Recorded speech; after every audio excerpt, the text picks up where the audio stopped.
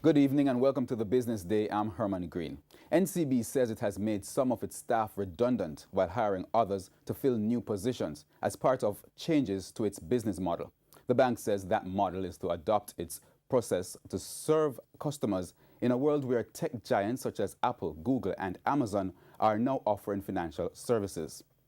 It, however, did not say how many people were separated from the entity or how many new hires were made. We, however, understand several people were separated last week and more separations are to come. NCB says it has been hiring programmers, data specialists, project and program managers, as well as user interface designers and solution architects. It says it is working to help employees recently separated to start businesses.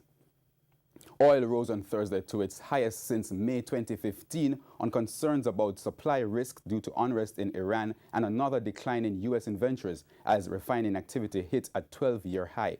Oil for delivery in February settled up 38 cents at $62.01. The Jamaican dollar was selling for an average $124.72 at the end of today. The Canadian dollar costs $99.01. The pound sterling is going for $166.63, while the euro costs $150.34.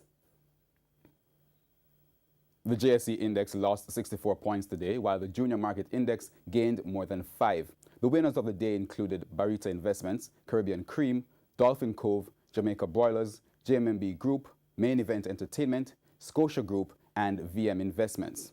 On the losing end were AMG Packaging and Paper, Fosrich, Honeybun, Jamaican Teas, KLE Group, Lasco Distributors, Pan Jam, and Wisinco.